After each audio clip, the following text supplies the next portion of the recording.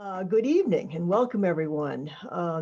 Thank you so much for joining us tonight on this virtual presentation. My name is Annie Harris and I'm with the Essex National Heritage Area. And we are a regional nonprofit. We are affiliated with the National Park Service and we work all across the North Shore and Lower Merrimack Valley. Our mission is to preserve and enhance the historic, cultural, and natural assets of this region. So I'm really happy to welcome everybody here tonight for the first of three conversations that are occurring this summer about redefining heritage.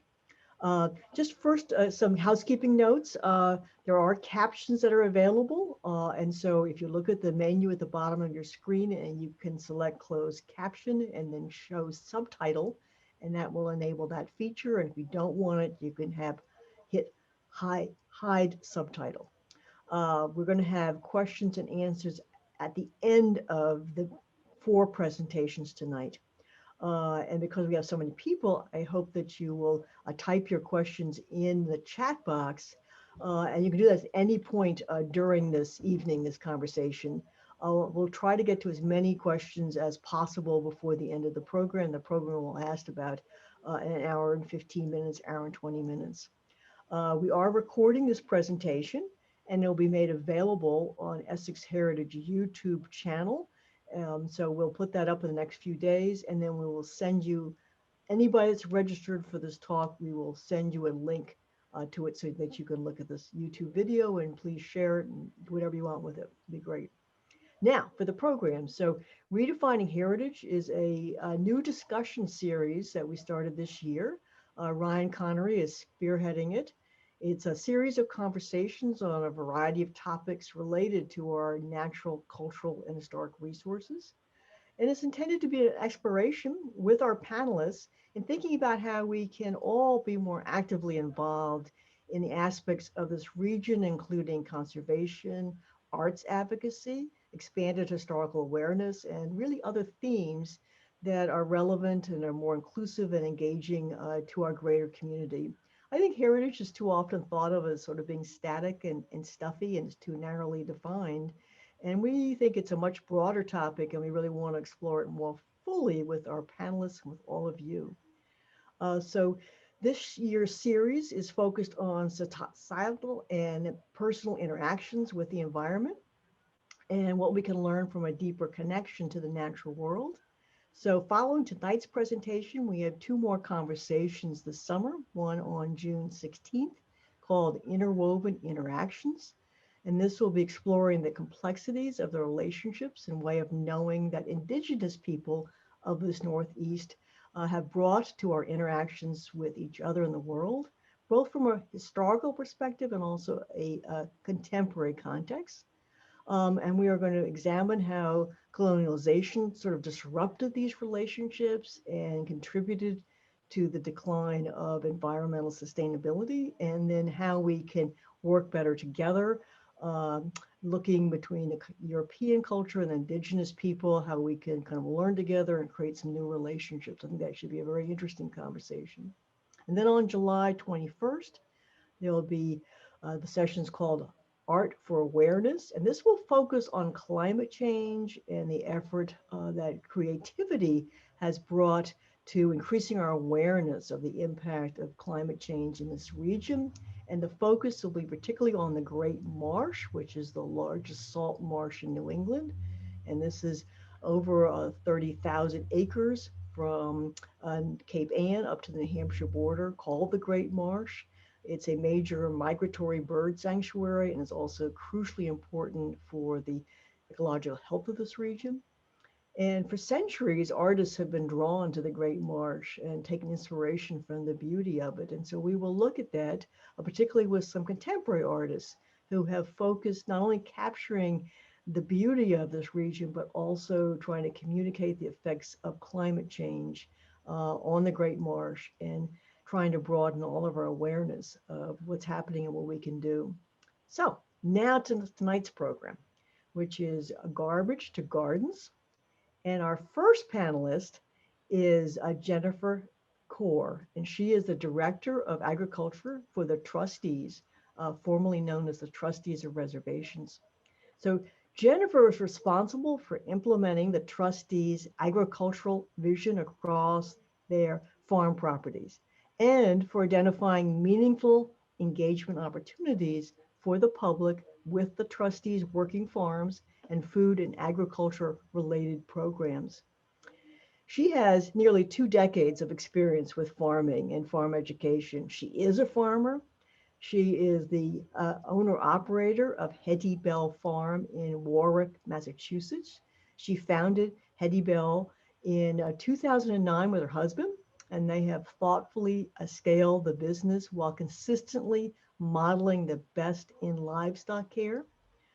Between 2003 and 2011, Jennifer served as the program director at the farm school, overseeing curriculum development, staff management, and the delivery of a year-long adult education program to train, position, and launch new farmers to start their own farms. And then most recently, from 2011 to 2020, Jennifer has served as the Associate Dean of Students for the School for International Training. So she's a very experienced farmer and trainer. So Jennifer, love to hear from you now. Great. I'm just going to share my screen. Let's see. You guys seeing what I want you to be seeing? Great.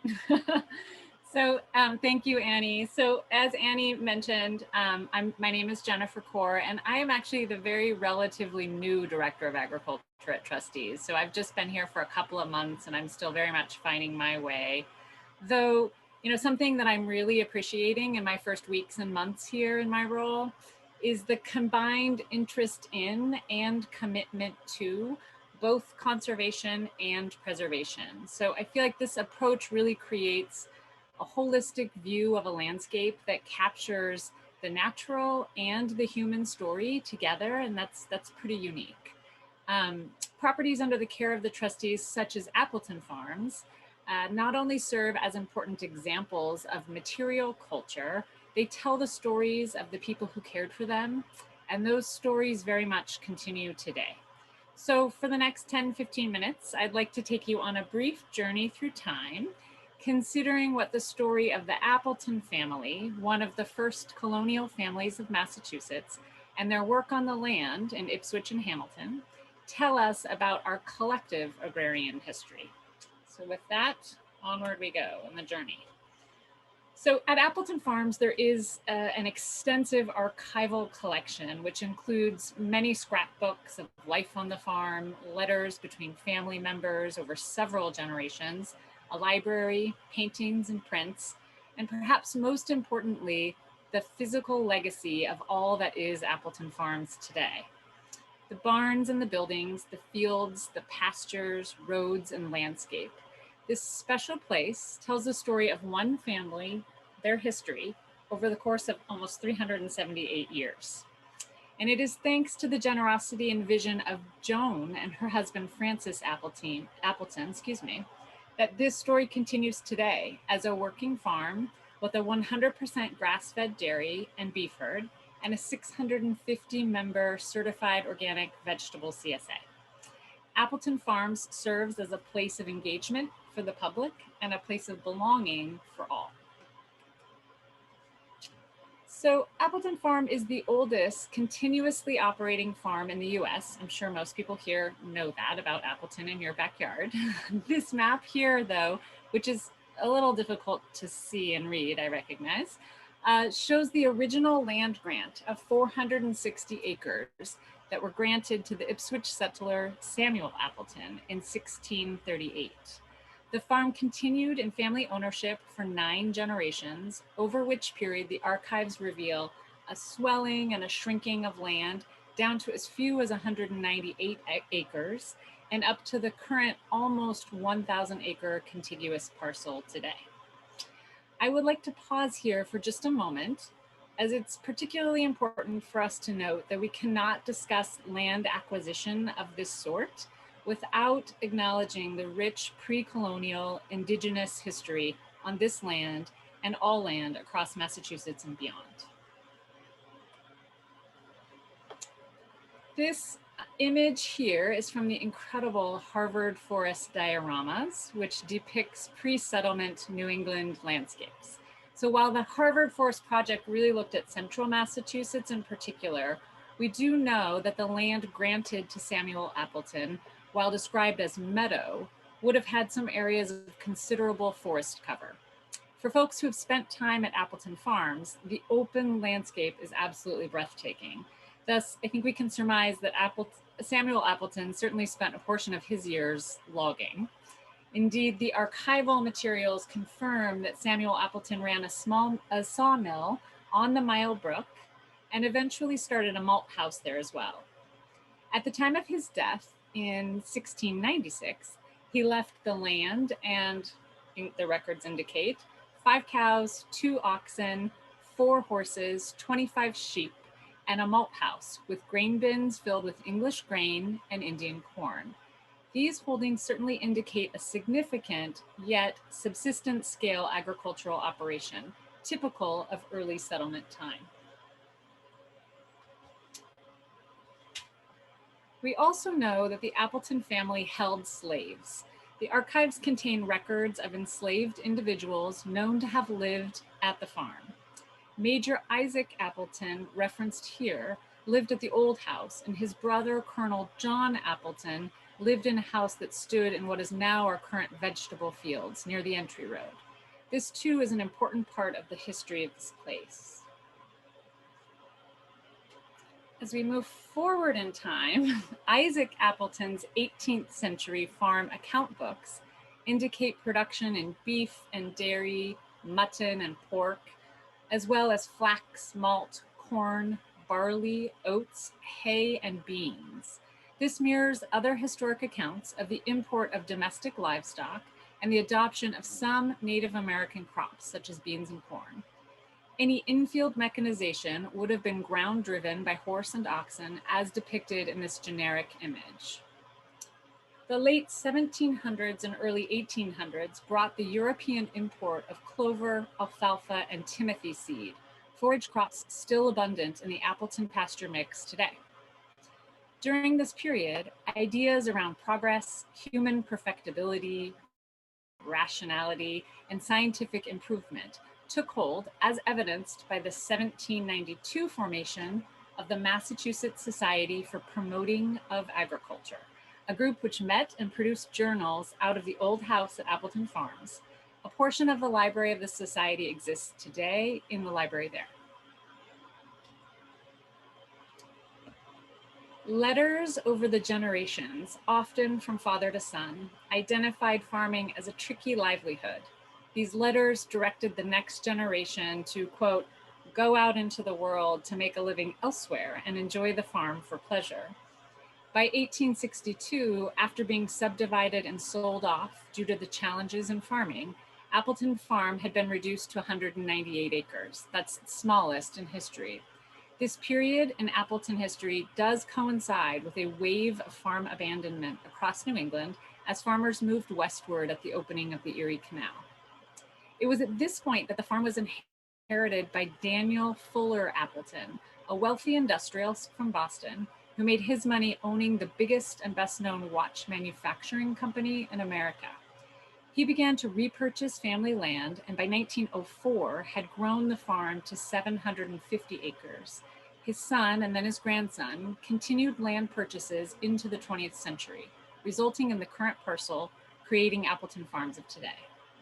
Daniel brought his scientific manufacturing and engineering skills to the farm and began a series of land improvements aimed at draining wet meadows for longer season hay production. This culvert pictured here, just inside the main gates, allows a drainage ditch to cross the entry road, and these drainage ditches remain incredibly relevant today. It was Daniel Fuller Appleton who launched a more intentional breeding program for Appleton dairy cows.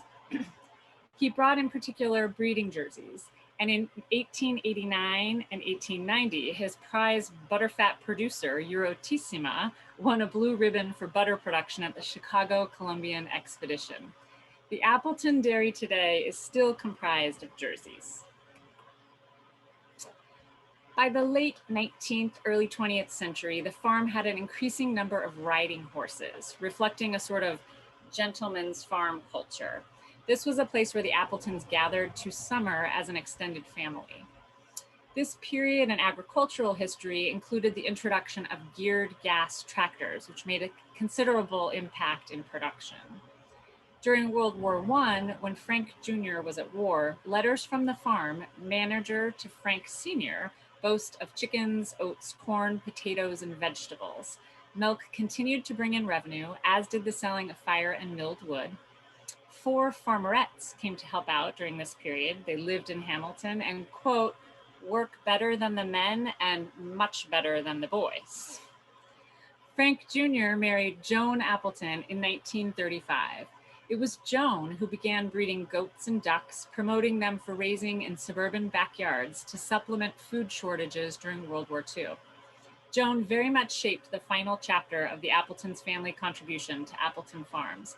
She increased milk production with a herd of purebred Guernseys and added Hereford cattle for beef. Joan raised turkeys, pigs, and sheep, and while she worked with a farm manager, she enjoyed a reputation of being quite practically minded and engaged in the farm operations. Over the past 100 years, we have seen a transition from small, diverse farms producing a variety of crops and livestock to an industrialized system dominated by huge, often monoculture farms. In large part due to the work, investment, and enduring commitment of each generation of the Appleton family, as well as adequate resources to support the endeavor over time, Appleton Farms has remained diversified and local. With 35 plus acres currently in certified organic mixed vegetables and almost 400 acres in permanent pasture, today Appleton is a place where the local community can enjoy food they feel good about and spend time at a farm working for almost 400 years. Appleton Farms remains a remarkable agrarian landscape, working farm, and a place of belonging. Enjoyed by over 160,000 visitors in the past year, Appleton Farms is a place where children can come for a camp experience, class trip, or young learners program. Adults and families can partake in farm-based culinary programs, enjoy a pizza picnic, farm dinner, historic tour, or simply stroll the property. The farm is also home to the Appleton Dairy Store, showcasing our own vegetables, meat, and poultry, plus bread, soups, quiches, and other farm products made right on site. Our production fields and livestock are here to be engaged. We want visitors at Appleton to feel both at home and a part of an authentic working farm with an extraordinarily well-preserved history. In addition to the production farming and abounding engagement opportunities, Appleton Farms is an active learning laboratory for regenerative agriculture. Farming systems and practices matter in the future of food production in a changing climate. Appleton is presently managed with a focus on soil building, biodiversity, and climate resiliency. We are building a multi-year agroecology project centered at Appleton that includes an extensive soil assessment and agroecological study, which looks at the trade-offs between conservation ecology and agricultural production. This exciting contemporary work sustains the spirit of place laid down by the Appleton family over the generations with an eye towards the future. And with that, I'm going to hand it over to Andrew to talk about present day opportunities for composting here in Essex County. Thanks. Well, thank you very much. That's terrific. You summarized a lot of history and current events in a very short time, so thank you. It's a wonderful place. So now I'm pleased to introduce Andrew Brousseau, who is partner and compost manager for Black Earth Compost. Andrew has a very interesting background and resume. He has a Bachelor's of Science degree from UMass in Amherst. After graduating, he moved out west to ski. But he also, while living in the mountains, he worked as a software developer And somehow he also connected as an oceanographic with the oceanographer with the University of East Anglia and went on 7 research cruises to the Southern Ocean and in the Atlantic Ocean. So that's quite a mixture. But he says that he just yearned to study nutrient recycling. So he returned to it and got his master's in science in this topic, and then dropped out of academia to join his partner, Connor, on this composting endeavor. And I think their timing must have been really perfect because he says they just got into the business as the state of Massachusetts became the first state in the nation to implement a ban on food waste going into landfills and incinerators. So Black Earth Compost is a very interesting company. It collects food scraps weekly from homeowners and schools and cafeterias and restaurants. They compost the food scraps into a rich soil mixture, and they sell the compost or blend it with soil and they really specialize in sourcing it to make it safe, a tested growing media. And then Black Earth also sells raised beds and watering kit systems to those of you that want to be backyard gardeners. So I hope you will get inspired by this today. So with that, Andrew. Cool. All right. Yep, my name's Andrew Brousseau. This feed is coming at you live from our compost site in Manchester, Mass. I am in my compost clothes. I was not able to dress up nice. I have 10 minutes and then I'm gonna yield 5 minutes to Nicie from Mothers Out Front in Ipswich, who's been working with us, and they're a champion on pushing to get more curbside food scrap recycling going.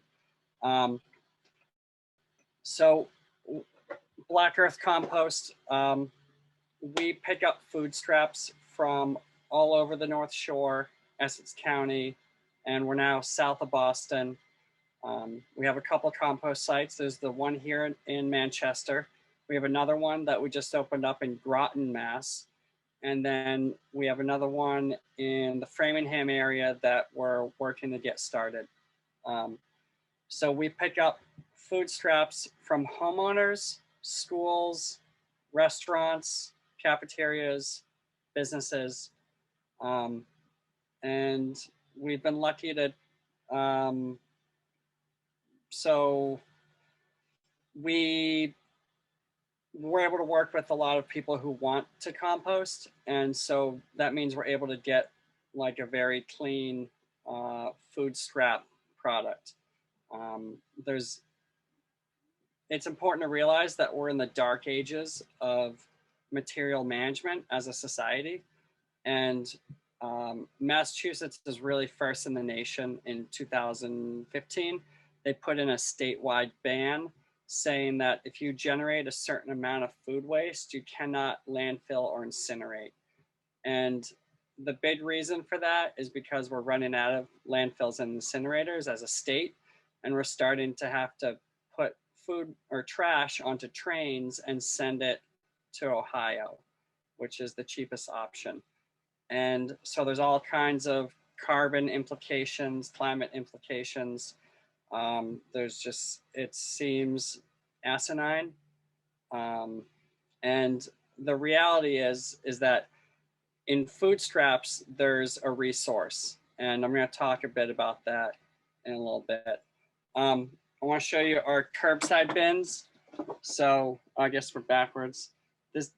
These are the homeowner bins that we pick up weekly in, I think we're in 80 towns or so, and we collect that material weekly from homeowners and we bring it back to one of our compost sites or to another compost site. It doesn't all come back here to Manchester or our other sites.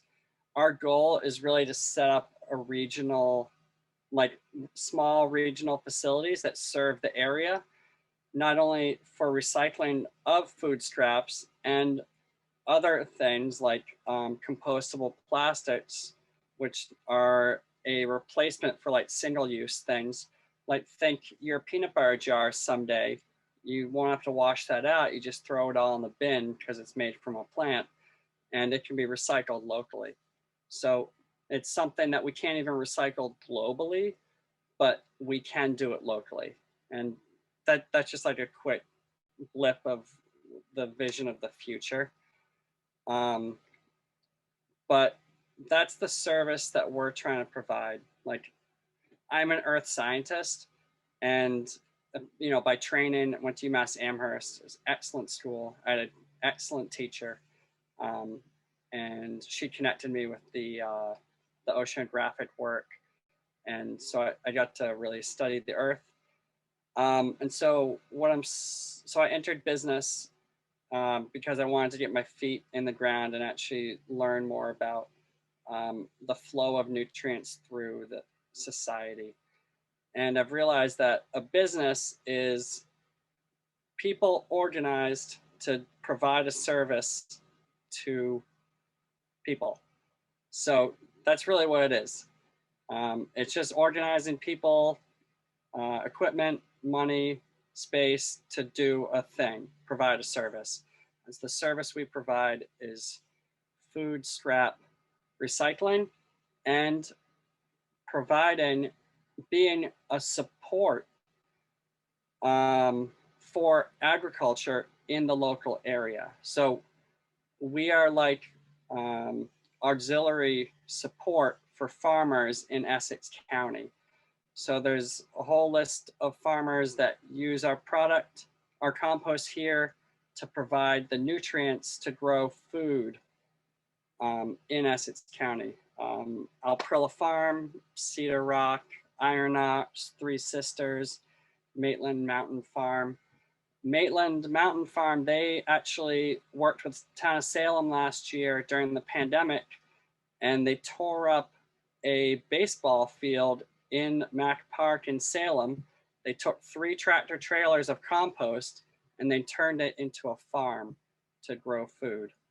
And now that farm provides food to the people of Salem. And that has all kinds of benefits because now we don't have to buy in food from faraway places that are running out of water, and it takes a lot of energy to get it here. So that's like long-term what we're trying to do is be a support system for growing food in this area, whether it's a farm or it's in your backyard. So we do a lot to help homeowners grow food.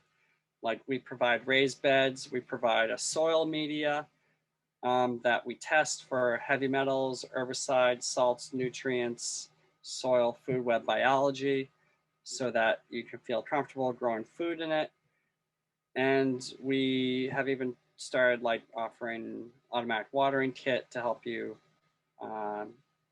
you know, because now we have droughts all the time. So it's nice if your raised bed waters itself. So that's what we do. We are recycling, and we're a support system for agriculture in the local region. So the site here in Manchester supports Essex County. The site in Groton, Mass supports the northern central part.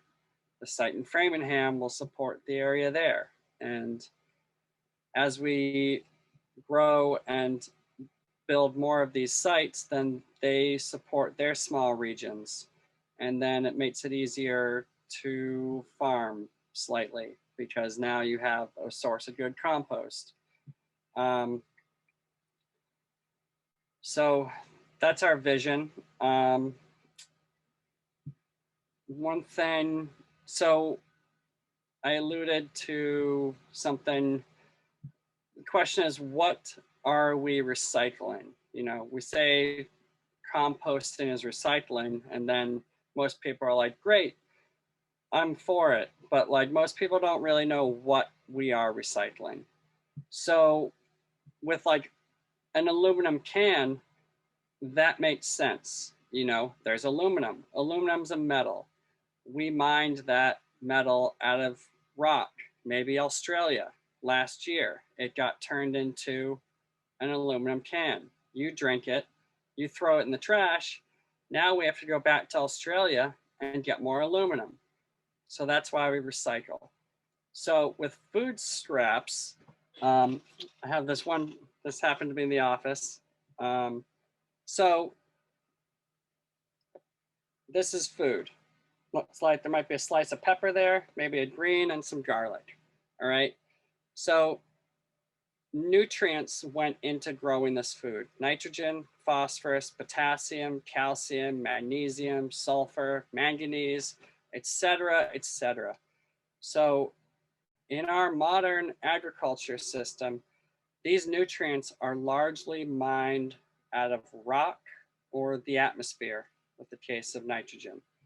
So the nutrients in these Triscuits were a rock in Africa last year. And then when we throw this away, we have to go back to Africa and mine more phosphorus. And that's how it works. And so what we're doing is we're recycling that phosphorus to be used a second, or like, wow, even a third time before we have to go back to Africa. So that's what we're recycling. And that's why it makes a lot of sense. Like, it's not just about sending our trash to Ohio and how expensive that is and the methane it makes in the landfill. It's about, what did we just throw away and how are we going to get more of it? Because our society is dependent on mining these nutrients. And I thought it was interesting. I guess you guys are having another, Essex Heritage is having another talk talking about Indigenous people. So what did they do? Well, they mined the nutrients out of the soil that was here, and they had systems to keep that soil fertile here. And so they were self-sufficient in that manner. What do? We go to other continents, mine rock, process it, put it on a ship, send it here, turn it into a liquid fertilizer, spray it in the Midwest or California, make food, send it here to Essex County. We eat it, then we excrete it, you know, in our feces and urine and lose it, or we throw the stuff we don't eat in the trash and we lose it. So then we have to go back and do that whole thing again. And so that's really what we are trying to solve. And that is why we also support agriculture in Massachusetts and growing food here. And we are a support system for them. So that's kind of the gist of what we do, where we are, and why we do it.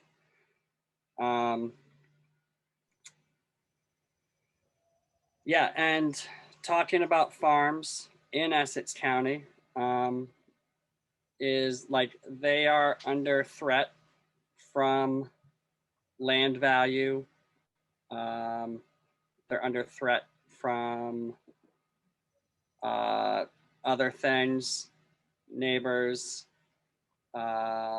So anything that any landowning organizations can do to promote food growing agriculture in our area should be supported if that's something that we decide we want. It can be really good because it can produce more nutritious food than what you might get elsewhere. Sorry, Triscuits. And yeah, so I think I'm happy with what organizations like Trustees are doing and what Greenbelt's doing. They just signed a 99-year lease for a young farmer to operate land in Hamilton, that is what we need. More stuff like that. And Black Earth Compost will be there to support those farms. I think, so I want to yield the rest of my time to Nicie from Mothers Out Front. So we have, I think 20,000 residential customers that we pick up from across Massachusetts. In Manchester, Mass, there's 700. In Gloucester, there's maybe 200. Essex, maybe 40. You know, Beverly has 1,000. Some towns have a lot of people, others don't. And a lot of times the reason that like food scrap recycling gets adopted and people sign up is because there's people like Nicie who want it and see all the benefits and push for it. So her group is doing this. So I'll let her take it. Sure. Well, thank you, Andrew. And I really appreciate all your work and your real passion around this subject. And there are some questions that we'll get to at the end that people have about your service area and things. I know you make it very easy. You know, people feel that sometimes like composting and recycling is really a hassle, and you've really gone out of your way to make it as easy and convenient as possible. So we want to get to that and talk a little bit about that at the end. Now, Nicie, I'm really pleased to introduce you, Nicie Panetta, and she is founder of Bird on the Wing Media and the author of Frugal Chariot, which is a weekly newspaper that curates exceptional books about nature, climate, journey, and place. She also has an interesting resume. She previously, Nicie produced the Mid-Pod, a broadcast about the 2018 congressional midterm elections. She serves on the boards of the Trustees of Reservations and also the Financial Services Volunteer Corps. But most important, as Andrew said, Nicie is a very active volunteer with Mothers Out Front, in which she will tell you about. And she and her husband live on the North Shore, and she says that they're very grateful for the history, the natural beauty, and sense of community that we have in this region. Nicie, tell us about Mothers Out Front. Thank you so much, Annie. And thanks to your whole team at Essex Heritage for bringing us together today. I'm delighted to have this opportunity to introduce Mothers Out Front to you. And I'm going to share my screen with just a couple of quick slides and see if that will work. Hopefully you can see that.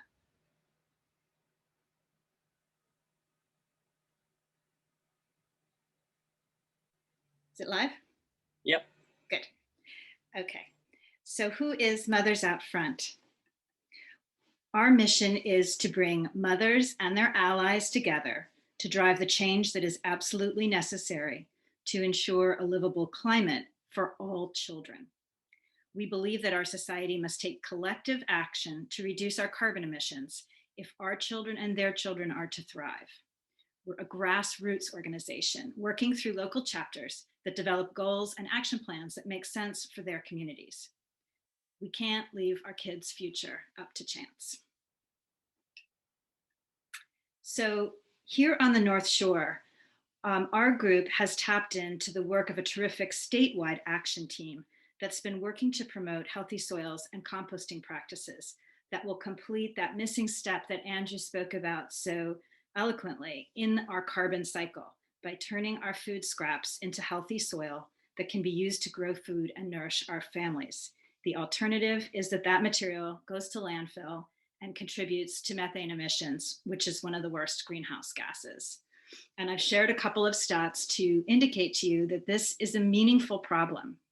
The US in particular, developed nations, we waste a tremendous amount of food, and that food waste is, a non-trivial percentage of our total carbon emissions right now. If you can believe it, food waste in the United States contributes more CO2 emissions than our airline industry. And a significant percentage of our food scraps and household waste is compostable. If you look at Black Earth or other resources, you can see, you'll be surprised by the range of materials that you can compost through these professional services like Black Earth's. Our view is that this is one of the simplest, easiest ways to reduce carbon emissions. And we've identified this opportunity on the North Shore feels so timely and so in tune with the values of the communities that we live in. We treasure the beauty of our landscape and our heritage in farming and fishing. So we see it as a great time to honor the land, respect our heritage, and look to the future by targeting our food waste and get this piece of our carbon footprint down. Given the curbside collection services that are not now available, there really is no excuse. But our baseline survey conducted earlier this year indicates that only 20 to 25% of households are taking advantage of municipal composting today. And in some communities, as Andrew mentioned, it's quite a bit lower. We've set a goal to increase the rate of composting town by town on the North Shore in Essex County by 25% over the next year. That is to say, in towns where 20% of households are composting, we'd like to get that to 25% and go from there. Long term, we want to help create a culture of composting with lots of community partners like the ones that are here today, our schools, our local officials, and so forth, so that composting is as normal as any other household routine you might have. We have an interesting leading local community example to follow, and that is the town of Hamilton, which has recently actually mandated composting. You won't get your trash picked up in Hamilton if you don't put your compost bin out for collection alongside it. The transition to this model is apparently going very well, and it's one to watch. We're going to drop a link in the chat room now with a town-by-town guide to composting in Essex County.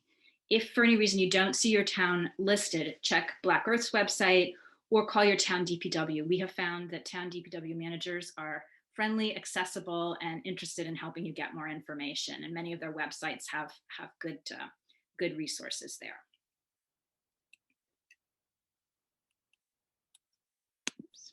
There we go. Oops. Yes. So as I mentioned, we've launched this campaign and we're calling it SoilCycle. Again, this idea of completing the carbon cycle with our food waste. It's an ambitious campaign and we are going to need lots of help, including yours. So to build momentum and awareness, the first thing you can do is to sign our SoilCycle pledge. We're going to put the link in the chat room for that now. And if you just sign the pledge to show your support and share it on social media with your friends and family, that will help us to demonstrate momentum and track our progress. When you fill out the pledge, there's also an option to check a box and help us by volunteering. Just check that box and we'll get back to you. Or I've shared my Mothers Out Front, my personal email and our Mothers Out Front local email on this slide. So feel free to get in touch anytime. We know there's a lot of good work happening on the North Shore and we want to support what others are doing, like Essex Heritage, like the Trustees, like Black Earth, and like our next presenter, Backyard Growers. So thank you very much for your time and attention. And Annie, I will turn it back to you. Oh, well, thank you very much. And we are getting some questions about gardening and doing it in the backyard. And so I think this next speaker is just what we need. So Lara Lepionka is the founder and executive director of Backyard Growers. She says that when she was faced with the 2008 recession, Lara and her family really needed to find ways to stretch their household budget, as well as to take back some hope and agency during a very difficult time. So they tore out their small lawn and became self-taught micro-urban farmers and started growing their own food in the heart of downtown Gloucester. In 2010, Lara helped a handful of her neighbors also start their own vegetable gardens. And that was when Backyard Growers was born. So her ultimate goal is creating lifelong gardeners inspired by the power of growing one's own food.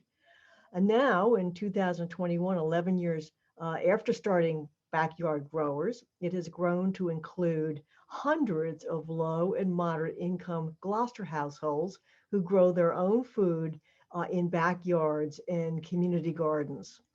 They partner with service organizations such as food pantries and homeless shelters to provide fresh food for their clients. And they also have a district-wide school garden program in the Gloucester Public Schools.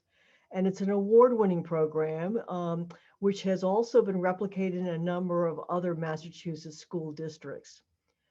So prior to Backyard Growers, Lara worked for over 25 years in a variety of nonprofit leadership roles at organizations in Massachusetts, Chicago, and New York City, with a focus on the arts, education, and food justice. And interestingly, Lara's trained as a community-based artist, having received her MFA from the Art Institute of Chicago.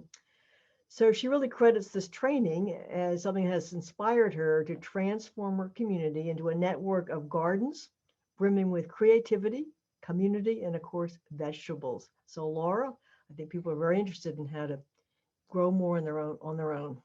Great, thank you, Annie. I'm going to share my screen and I have a presentation. And okay. So Annie gave a great overview of what we're all about, but just to rehash the beginning story, it was a very exciting time, exciting and terrifying. In 2008, I had 2 small children. My husband and I were both underemployed, and so it was tough to make a living. And so it was one of those aha moments where it was like, I know, we'll grow our own food. It'll solve everything. And so that's what this little sprout represents, is that moment of like, I have an idea. And right in our downtown Gloucester sort of postage stamp yard, we tore out the yard and started building raised beds. This is us in the very beginning of doing so. It still has wildflowers in the back, but that's my husband picking beans in the front of our house. So you can see we're right in an urban area. And we started to get soil delivered, soil being the most crucial ingredient in your garden, soil and compost. So truckloads of that came into our little urban garden site.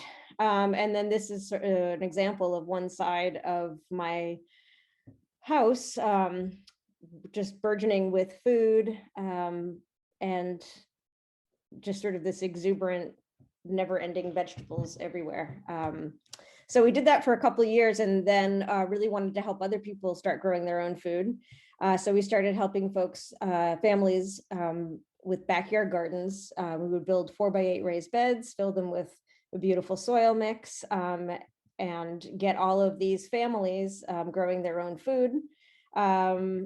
And one of the things, this is another one of our growers, we also would work with older adults. And this is a great quote from our pandemic year. I've always enjoyed gardening in years past, but this year gardening has made such a huge impact on my mental and physical health.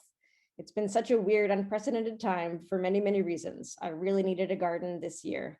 So we found that when we survey folks, that it's not just about the fresh vegetables and the access to fresh food, which is really what our main focus is. There's a lot of other benefits around wellness, mental health, getting outdoors, seeing people. So that's what we like to promote. So this is kind of the work that we've done. We build the beds, we get piles of soil, we give folks seeds and seedlings to plant. And one of the things that we always talk about with our folks that we're training and giving gardens to is that the most important ingredient is the soil and compost that's going into your garden.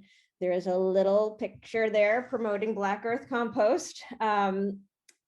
And you can build raised beds out of anything, as long as it's not toxic. You know, you can use hay bales, you can use cinder blocks. The cost of lumber has tripled, so maybe you don't use that right now. And as long as you are capping the ground, if you're living in a downtown area and you're having a garden right next to the side of your house that's been shedding lead paint for a long time, it's important to cap the ground and bring in all new fresh material. And then on my street, there's a million Black Earth bins that I see all the time, but I am a home composter, and that's the picture that you see up above. We've made a Fort Knox compost bin, or at least we think it is, made out of old plexiglass windows that were pulled out of the middle school when it was getting refurbished. So that's why you get to see inside. And I'm just crazy for the compost pile. I like to poke around in it. see what's in there. And we encourage all of our growers to either compost through Black Earth or do their own backyard composting. So for us, it's not just about giving folks the physical resource of the garden. It's really about training people in how to grow their own food so that they can be independent and successful in doing so. And also making it really easy, like starting from a very basic place with like the most fundamentals of gardening so that people can have a great opportunity to be successful. So we have this grower's guide that we have on our website, which is backyardgrowers.org. And if you go to the resources page, you can download this guide, and it has all of the basics around the gardening methods we use, the important, like how to water, how to mulch, how to thin your plants, all of the main critical basic points. So you're welcome to go onto our site. That's a free resource. Oops. So when we're training our gardeners, we first start with, what do you like to eat? Maybe don't, if you have kids in your family, sit down with your kids and think about, together what you might want, what they want to eat. Kids will probably eat peas. They might eat carrots. They'll probably be less excited about, I don't know, rutabaga. So really thinking about what you want to enjoy in your garden. And then back in the days, which are soon coming back, when we would all get together, we would plan using our garden guide, and we use the square foot gardening method, which I'm going to talk about briefly. And we would use paper graphs or make a grid on the floor and have folks come together using the square foot gardening method to plan out where they were going to put everything in their garden. And this is an important step, because if you don't do this planning, all of a sudden you've got all these seedlings and seeds and it gets crazy. So square foot gardening method, I'm not sure, who is aware of this method. It's not something that we invented. It's back from the 70s. And it's a method that's used to maximize the amount of growing space in a small area. Usually when you look at the back of a seed packet, it'll say something like, you plant seeds 1 inch apart in rows 3 feet apart. And you're like, well, I don't have 3 feet. I have this, small raised garden bed. And so this method, instead of thinking in terms of rows, is thinking in terms of how many plants, how many seedlings or seeds you can fit inside a 1 by 1 foot square. So we work with our folks to teach them how to grid their beds using string, or this woman used tape, which was quite ingenious. And it's really just about going around your bed, marking off the 1 foot increments and winding the material through. And then you can kind of see in the picture on the left how there are different, vegetables in each square. So the one that looks like she's planting, I can't totally tell what that is. It looks like maybe a kale. You can fit 1 kale in a square. So that's what she's got in there. In front of that is spinach, and you can fit 9 spinach in a square. And what's great about the square foot gardening method is you don't have to memorize or know that. It's all just in the guide. And look, even little kids can do it. And it's also great for folks that don't have the best spatial relationship, or when you're working with children, for them to understand, like, this is my square and where I'm going to plant.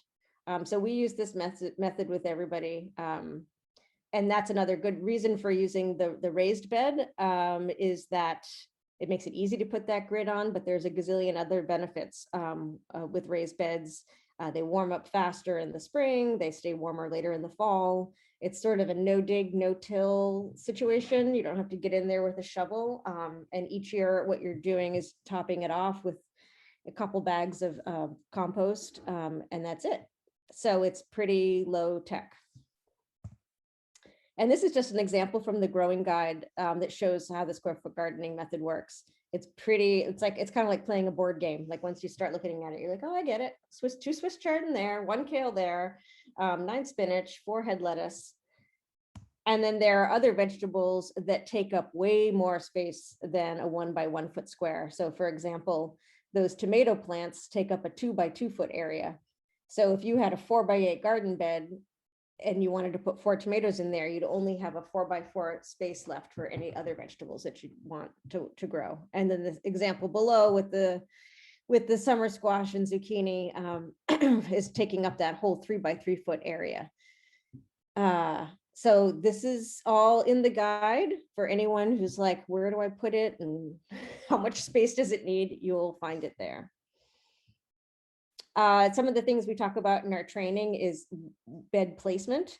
And the picture on the left is my house, just using Google Maps. And if you're kind of unaware of where your property is situated, just doing a Google map of your house, you'd be like, oh, so that is south facing, and and what are the different light sources and other barriers to light that are around my property. And you'll come to learn sort of the microclimates that are around your property.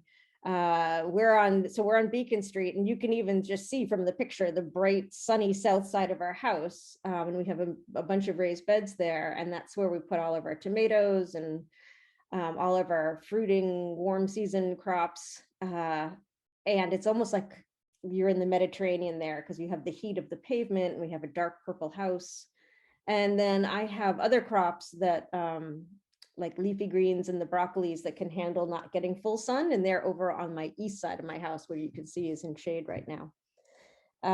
So yeah, and just becoming aware of how the sun is moving across the sky. In the winter when you're maybe planning, you just have to remember that the sun is lower in the sky than it will be in the summer, and it'll change the shadows.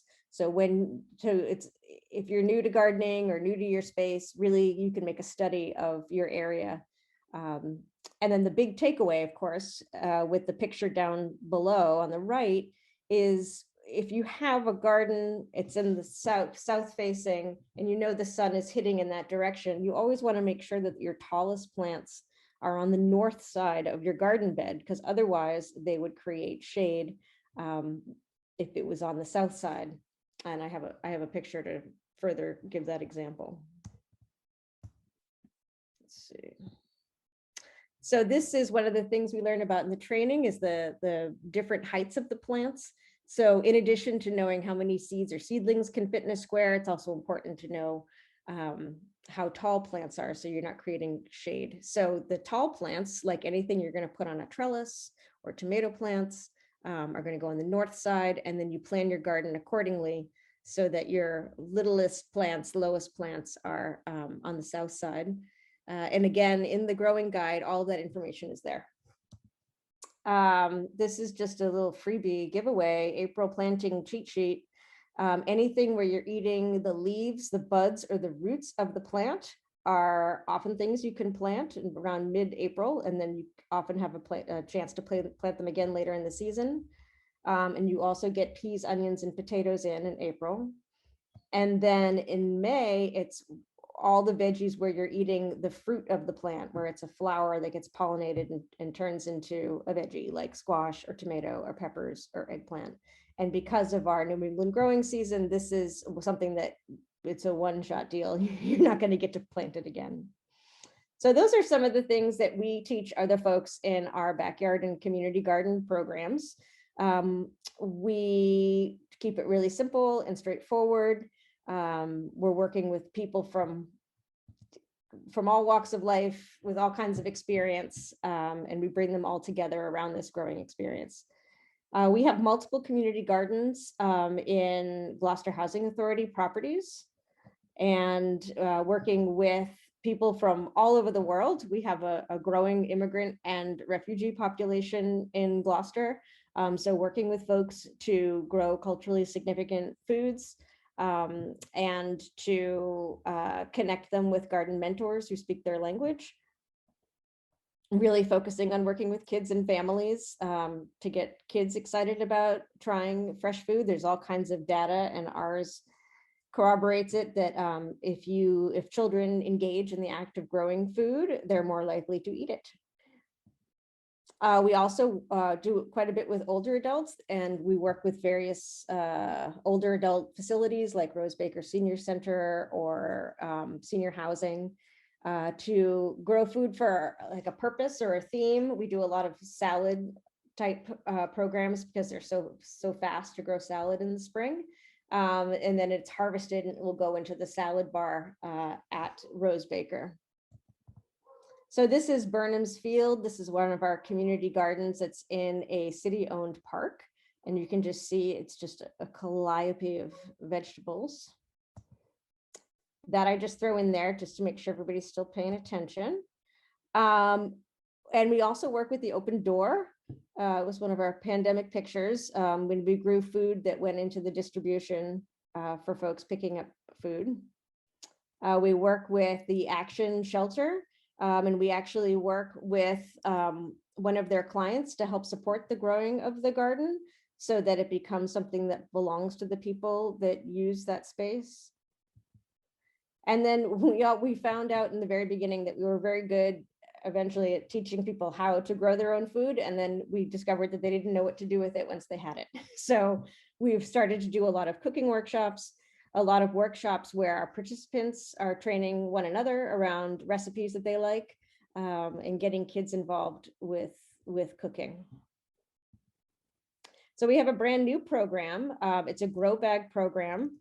They're these fabulous felt bags. They come in all different sizes. And because what we found is we work with a lot of low-income folks who are sort of in transient housing situations or in short-term rentals. And we would build a raised bed garden and then they would have to leave. And so, what could we do to make growing fast and easy for everyone, and sort of a low stress situation for those who can't deal with a 4x8 built garden bed. And these are great. They just, you fold them up at the end of the season and put them away and bring them back out in the spring. And we're now developing some trainings on the best way to use these grow bags. And then this is one of the things that we did during the pandemic when we couldn't be in the schools is we created these salad days kits that kids could pick up and take home with directions and grow their own salad because they couldn't do it at school. Which leads me into our school programs, which is sort of, it's like the whole other wing of what we do. We serve 100% of pre-K through 7th graders in the Gloucester schools. We work with Gloucester Preschool and Pathways for Children. We do a stone soup program where the kids grow a bunch of like fall harvest veggies, and the teachers read the stone soup story, and they do a lot of activities around it. You can see these parents are shocked and amazed that their child is eating this vegetable soup that they've made.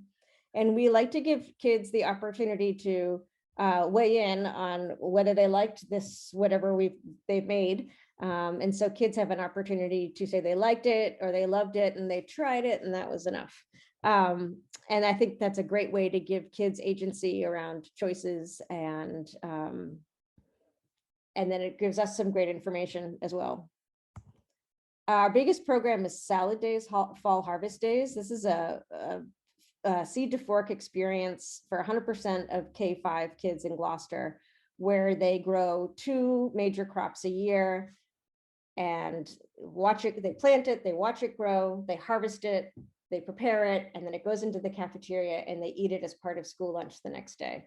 So I can just quickly kind of walk you through the steps. Here are the kids, they have their directions, they're planting their lettuce, and then it comes in like this incredible carpet of greens.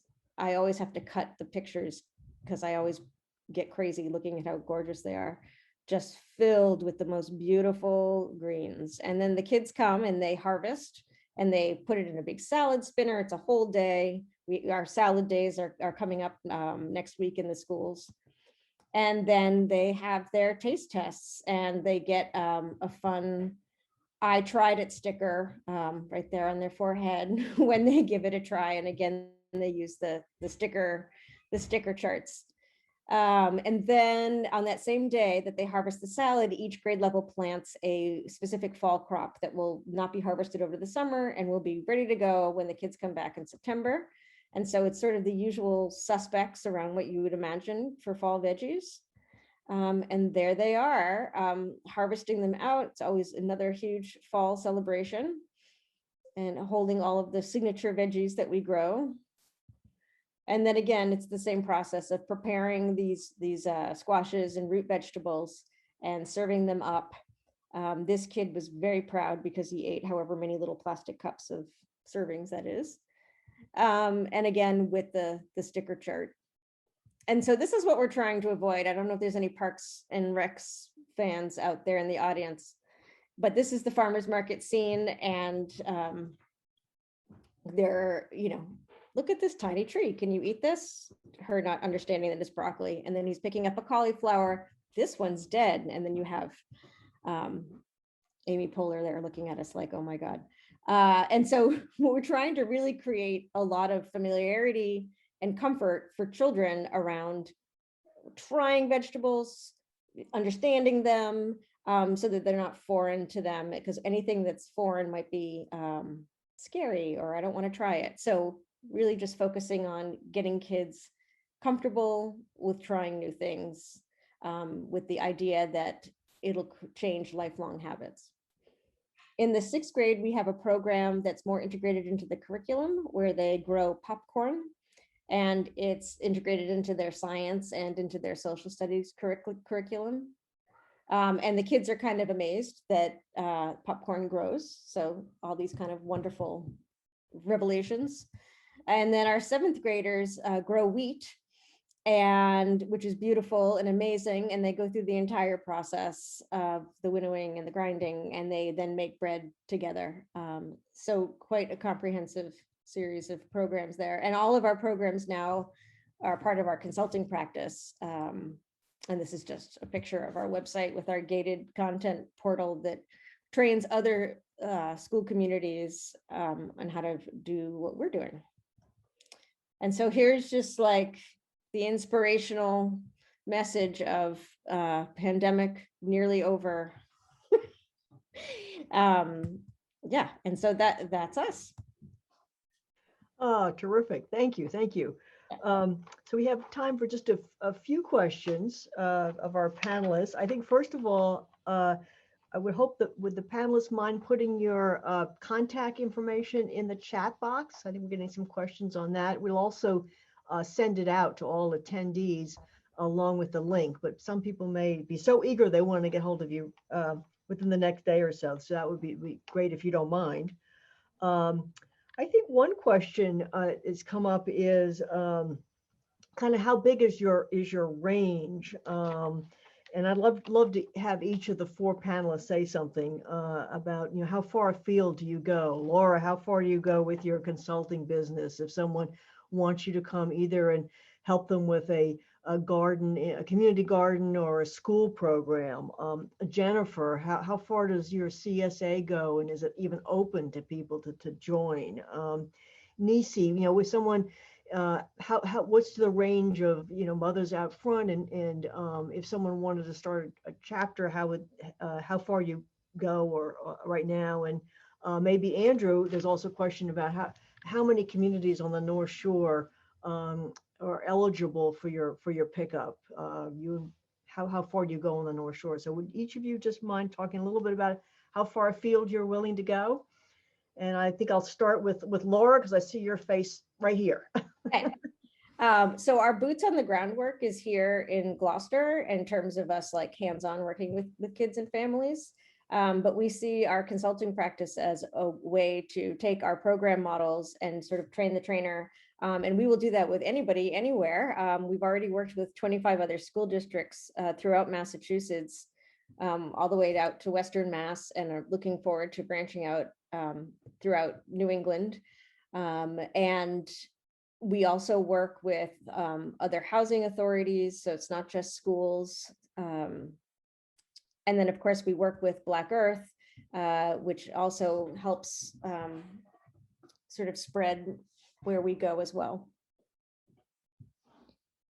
Andrew, do you want to say how many communities or how far you go in this region, this North Shore region, north of Boston? Yep. So we're in most communities in the North Shore. I think there's maybe like 7 that we're not.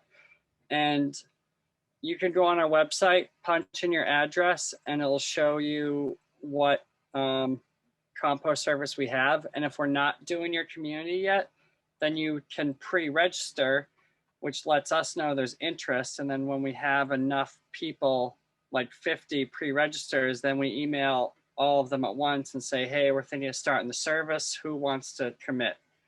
And then for selling raised bed soil and compost, we go all the way from Salisbury out past Groton and south of Boston. So, and that's because we have regional facilities, Manchester, Groton, Framingham. So that reduces trucking and makes things local. And there's you have they're pretty able to take on new customers, or is there a sort of a limit where you can't take on more? Yep, we can take on new customers, and that's the goal. Okay. Jennifer, how is your CSA still even open, or is it oversubscribed, or how big a range do you have? Great question.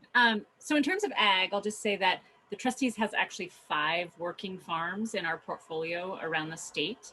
And then we also have almost 3,000 acres in farmland that we own and lease out to other producers. So that's kind of the scope of the Trustees' work in agriculture. It certainly is statewide. At Appleton, we have the 650 member CSA, which always sells out, and it has sort of this long wait list, which we're trying to tackle and figure out how to maybe manage a little bit better for folks so that it's really clear how to get connected there, how it's clear to share shares with other people and get more folks involved. And then we also do have meat and poultry shares that are still available. We recently shifted our model around the meat CSA so that it's much more seasonal and folks can join for certain seasons without making kind of an annual monthly commitment. So do check out those offerings. I can put a link in the chat with information about the meat CSA, which can be picked up at Appleton. Okay, great. And Nicie, how far is your sort of catchment area right now? Yeah, the Ipswich group services basically the entire North Shore, Essex County, with the exception of Lawrence, which has its own dedicated chapter. And I think some staff community organizers working there, which is great. I'm gonna put in the chat room a link to the statewide page so you can see where all the different chapters are and get connected wherever it makes sense for you. But yeah, we're started in Ipswich, but are really trying to make connections across all the major towns in the North Shore. So if somebody had a group and they wanted you to come and talk in Salem or Marblehead or something, then you'd be happy to do that. Oh, absolutely. Delighted. And then just one other little question actually for Andrew. There's a question about, can people share a Black Earth composting bin? I think is the question. Could a couple of families share one? It's possible. I would reach out. I put the email in there. That's for the collection side of the business. They can answer that. But we do stuff like that for apartments, for sure. And sometimes neighbors do it unofficially. Okay. I think 5 might be a lot because you'd be surprised how much you produce. Like this could be easily 1 household, or it, maybe 2 could fit in there if they don't produce as much. But if you have kids, you make a lot of food waste. Yeah, no, it's a very good point. It's amazing how it adds up and what a proportion of your trash really is compostable. I've also getting some questions about kind of the method of composting. Sort of Andrew, just a kind of a brief summary of the steps that you go through. And I think other people are doing home composting like Lara. I don't know if there's a few key steps you want to just to outline the basic principles of it. Sure.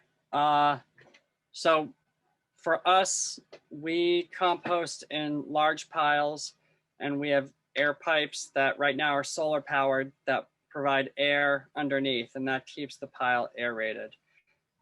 We are moving towards state-of-the-art buildings where those initial phases happen inside, and we'll have pipes in concrete that blow air up under the piles, and that keeps them aerated through the whole process. And that breaks down the food scraps rapidly in a controlled environment. Right now, we're just in a field, and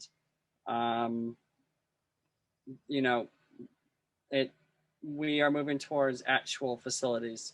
So that's our compost process. It takes about 6 months. and it reaches temperatures of 140 or so. I see something about lawn debris. We don't put grass in our compost because we know what people put on it. So that's one big difference between us and other composters is we do not take grass that could have lawn chemicals on them. We actually work with a couple organic lawn care providing partners, and we will take grass from those people if you're signed up with the organic lawn care. And you should look into that, and because that's part of like healthy soils in Massachusetts. And I was looking at Nicie's website with Mothers Out Front, and I love the tagline about building your carbon sponge. And organic lawn care will build your carbon sponge, which is getting organic carbon into your soil. And that makes your soil more resilient, more vibrant, more able to grow plants, more resistant to disease, filters storm water, holds carbon from the atmosphere in the soil. There's all kinds of benefits. And lastly, you asked about home composting. Start with the easy stuff, vegetable trimmings, coffee grounds, tea. Don't do the hard stuff, meat, dairy, cheese, lobsters. You can do that stuff, but it's very challenging. And the biggest challenge is keeping rodents out. And that's why most people think you can't compost, like it's physically impossible to compost meat. But it's really because boards of health have said, don't put meat in your backyard pile. And rightly so, because most people, even me, I can't manage a backyard pile. I don't have time. So if you're gonna compost at home, do the easy stuff, vegetable trimmings, coffee, tea. You can find lists online, and put the material deep into a pile of leaves. You wanna build a pile of leaves 5 feet wide, 5 feet tall. Always put the food scraps into the middle, and save your leaves in the fall. You'll use all of them. And always keep your eyes out for rodents. You don't want that to happen.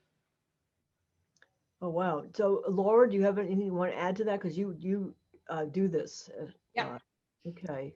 I what Andrew said, I don't do any of the hard stuff. I do all of our, kitchen vegetable scraps and fruit scraps. I will put some cooked vegetable matter in shells and things like that, and egg shells, but no meat and dairy. We have to aerate it a little bit of ourselves because it's so closed up because of the rat problem that Andrew mentioned. And we do need to water it periodically. But I'm a bit of a lazy composter, and I'm not in a hurry for it. It's also because we have such a closed system on our little urban farm. It's like everything goes there and comes back out of there. As long as plant debris is not diseased, we have incredible amounts of brown matter that now I'm using to mulch the garden, and which I will use to put on top of, the kitchen scraps. And there's something about composting. It's like redemptive. I don't know what it is. I just feel like a better person when I'm composting. And it's just incredible when you get in there in the spring and get into the bottom layer, and it's just wrigglers and every other life form in there. Hopefully not rats. But yeah, it's what Andrew said. Jennifer, did you have anything you wanted to add to that? Because you do the composting at Appleton? So we certainly, we're dealing with a lot more manure than the average backyard. So our compost is really strongly driven by that manure and bedding balance. And then certainly the kitchen scraps come in. And then on and off, there's pigs, and pigs are awesome at speeding up the compost process also. I'll just add that. Thanks. Okay. Nicie, any last words on composting? No, I've just been tossing a few different things in the chat room, but I have to say we are backyard composters and we love our system, but I am so intrigued by these vermicompost systems where you can have an indoor container set if you don't have outdoor space and actually have worms do the work. Really? Okay. Yeah, so check that out. Well, that sounds great. So I think I'm hoping that we can capture all of these links and send them out in email. If you haven't, so if people haven't picked them up, we'll send them out. I think we're really out of time now. So I want to really thank our 4 panelists. I think it's a great discussion and very inspirational about getting going on not just my flowers, but more vegetables. So thank you very much. And hopefully this will be the first of really spreading the word on soils and composting and gardening all together and how interconnected they are and how you make it all sound so easy. So I hope we'll have a lot more inspired gardeners and composters. So thank you very much. And thank you for all the audience that was here tonight, and hope to see you at one of our next programs. Thank you. Good night. Thank you. Grow greens. Grow greens for your salad. Yes, do that. Thank you. Bye-bye. Thank Bye. you.